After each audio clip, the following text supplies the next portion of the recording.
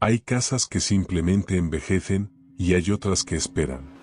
Esperan en silencio, observando, respirando la desgracia de quienes se atreven a cruzar sus puertas. Esta es la historia de una de esas casas. Y de cómo, en una sola noche, arrastró consigo a toda una familia. Esta es la historia de la caída de la casa User. Durante todo un día avancé a caballo por un paraje desolado bajo un cielo gris y opresivo. No había sol, no había viento, no había vida. Los árboles desnudos parecían esqueletos retorcidos contra el horizonte, y la tierra húmeda y oscura se extendía como una sábana de luto. Sentía una tristeza extraña, sin causa aparente, como si aquel paisaje estuviera filtrándose lentamente dentro de mí. Me dirigí a la mansión de un viejo amigo de la infancia, Raderick User. Hacía semanas había recibido una carta suya, escrita con una caligrafía temblorosa y desesperada. En ella hablaba de una enfermedad terrible, de una angustia insoportable, de un miedo que no podía explicar. Decía necesitarme con urgencia, como si su vida dependiera de ello. Al caer la tarde, finalmente la vi. La casa User se alzaba solitaria frente a mí, reflejada en un estanque inmóvil de aguas negras. Era una visión que helaba la sangre. Sus muros grises estaban agrietados, aunque aún se mantenían en pie por alguna razón que desafiaba al tiempo. Una fisura, apenas visible, descendía desde el tejado hasta perderse en el agua oscura que rodeaba la casa. El reflejo, deformado por una tenue neblina, parecía un duplicado muerto del edificio real. Sentí una opresión en el pecho, un presentimiento difícil de explicar. Aquella casa no era solo un lugar. Era una presencia. Crucé el puente de piedra con pasos lentos. El portón se abrió con un gemido prolongado. El interior me recibió con un aire viciado, pesado, impregnado de humedad y decadencia. Los pasillos eran largos, sombríos, iluminados apenas por antorchas que proyectaban sombras temblorosas sobre tapices antiguos cubiertos de polvo. Raderick apareció al fondo de un gran salón. Por un instante no lo reconocí. El amigo que había conocido en mi juventud, sensible, culto y de espíritu inquieto, había sido reemplazado por una figura espectral. Su rostro era pálido como la cera, los ojos enormes y febriles brillaban con una intensidad enfermiza, y su cuerpo delgado parecía sacudido por una tensión constante. Caminaba con movimientos nerviosos, como si cada sonido lo lastimara. Se acercó a mí con un gesto de alivio mezclado con desesperación. Su voz temblaba al hablar. Me dijo que mi presencia era lo único que aún lo mantenía en este mundo. Pronto comprendí que sufría una extraña enfermedad nerviosa. Era incapaz de tolerar la luz intensa, los sonidos fuertes o cualquier emoción súbita. Todo lo afectaba de manera extrema, como si su sensibilidad estuviera llevada al límite de lo humano. La música lo hacía llorar, el silencio absoluto lo sumía en pánico, una simple conversación podía agotarlo por completo. Pero lo que más lo atormentaba no era su propia enfermedad. Era su hermana gemela, Madeleine User. Apenas la vi una vez. Cruzó un pasillo como una sombra blanca, sin emitir sonido alguno, con la mirada fija en un punto invisible.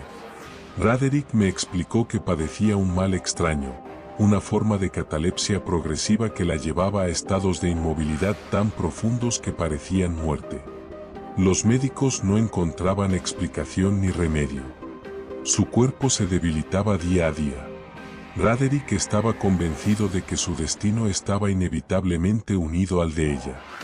Decía que cuando Madeleine muriera, él también lo haría. En la familia User no había ramas, no había descendencia, solo una línea directa que se consumía a sí misma generación tras generación. Intenté distraerlo. Pasábamos las tardes hablando de libros, de arte, de antiguas aventuras de juventud. Tocaba instrumentos extraños, sacando de ellos melodías sombrías que parecían lamentos. Pintaba cuadros imposibles, paisajes irreales donde todo estaba envuelto en neblina, figuras humanas sin rostro, torres torcidas bajo cielos sin estrellas. Cada una de sus obras parecía reflejar su propia mente en ruinas. Con el paso de los días, Madeleine empeoró. Apenas salía de su habitación. Su presencia se volvía cada vez más espectral, como si ya no perteneciera del todo a este mundo. Una tarde, sin previo aviso, Roderick me dijo con una calma aterradora que su hermana había muerto. Su voz no mostraba dolor, solo agotamiento. Me pidió que lo ayudara a depositar el cuerpo en la cripta familiar, situada en una de las cámaras subterráneas de la casa. Descendimos por escaleras de piedra húmeda, cruzando corredores antiguos donde el aire era tan denso que costaba respirar. Llegamos a una habitación de muros metálicos, cerrada por una pesada puerta de hierro. Allí colocamos el ataúd. Durante un instante, al observar el rostro de Madeleine, sentí una inquietud inexplicable. Su piel estaba pálida, sí, pero conservaba un leve rubor. Sus labios no parecían del todo inertes. Quise decir algo, expresar mi duda, pero el peso del ambiente, la autoridad silenciosa de Roderick y el terror difuso que me oprimía me hicieron callar. Sellamos la tumba. El sonido del metal al cerrarse resonó como un golpe final. Después del entierro, el estado de Roderick se deterioró con rapidez alarmante. Apenas dormía. Vagaba por la casa murmurando frases inconexas. Afirmaba que la casa tenía vida propia, que las paredes respiraban, que el suelo escuchaba. Decía que la estructura entera estaba enferma, igual que ellos. Yo intentaba atribuir todo a su delirio, a su mente quebrada por el miedo y la culpa. Pasaron varios días en una atmósfera de tensión insoportable, hasta que llegó la noche definitiva. El viento rugía alrededor de la mansión como una criatura furiosa. La lluvia golpeaba con violencia los ventanales. El cielo se rasgaba una y otra vez con relámpagos blancos que iluminaban los pasillos por breves instantes. Yo intentaba dormir cuando escuché pasos acercándose a mi habitación. La puerta se abrió lentamente. Roderick estaba allí, con el rostro desencajado por el terror. Me dijo que no podía dormir, que sentía que algo se movía bajo la casa, que escuchaba a su hermana. Lo invité a sentarse conmigo e intenté tranquilizarlo. Para distraer su mente tomé un antiguo libro y comencé a leer en voz alta, forzando mi voz a mantenerse firme. Era la historia de un caballero que irrumpía en un castillo enemigo, derribaba una puerta, luchaba contra una bestia monstruosa y dejaba caer su escudo de metal sobre el suelo de piedra. A medida que avanzaba la lectura, algo imposible comenzó a suceder. El sonido de la puerta golpeada en el relato fue respondido por un estruendo real que resonó en algún punto lejano de la casa. El rugido de la bestia fue acompañado por un alarido ahogado que surgió desde lo profundo de la estructura. Cuando el escudo cayó en la historia, un golpe metálico estremeció el suelo bajo nuestros pies. Cada palabra que leía se repetía en la realidad. Roderick comenzó a temblar de forma incontrolable. Se levantó de un salto, con los ojos desorbitados, señalando al vacío. Gritó que habíamos enterrado viva a su hermana, que durante días ella había luchado en su ataúd, golpeando desesperadamente las paredes de su prisión subterránea hasta romperse las uñas, hasta desgarrarse la piel, hasta perder la voz. Gritó que ahora estaba allí, subiendo por las escaleras para reclamarnos. En ese instante, un grito humano, desgarrador, atravesó la casa. Las puertas de la habitación se abrieron de golpe. Allí estaba ella, Madeleine Usher. Cubierta de sangre, con los ropajes funerarios desgarrados, el rostro lívido, los ojos abiertos en una expresión de horror absoluto. Avanzó lentamente, tambaleándose, arrastrando su cuerpo herido por el suelo.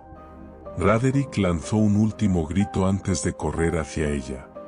Madeleine cayó sobre su hermano y ambos se desplomaron al suelo en un abrazo final, convulsionando brevemente, hasta que la vida los abandonó a los dos al mismo tiempo. El terror me paralizó apenas unos segundos. Luego huí sin mirar atrás. Corrí por los pasillos, crucé el puente, sentí el viento y la lluvia golpeando mi rostro. Al alejarme de la mansión escuché un estruendo monumental. Me giré justo a tiempo para ver cómo la grieta de la fachada se abría por completo, cómo las paredes se partían, cómo las torres se inclinaban lentamente hacia el estanque. La casa User comenzó a hundirse. Sus muros se desplomaron, uno tras otro, arrastrados por su propio peso. El estanque negro se tragó la estructura poco a poco, hasta que no quedó rastro alguno de la mansión ni de quienes habían habitado en ella. El agua volvió a quedar inmóvil, como un espejo sellado sobre una tumba gigantesca. Desde entonces he comprendido algo que jamás he podido olvidar. Hay casas que solo guardan recuerdos. Y hay otras que guardan condenas. La casa User no cayó aquella noche por azar. Había comenzado a derrumbarse mucho antes, desde dentro, junto con la sangre de quienes la habitaron. Y cuando finalmente se vino abajo, no hizo más que completar su obra. Y así terminó la historia de la casa User, no con un final tranquilo, sino con un derrumbe que borró un linaje entero en una sola noche. Tal vez algunas casas no están hechas solo de piedra, sino también de culpa, enfermedad y secretos que tarde o temprano reclaman a quienes los guardan.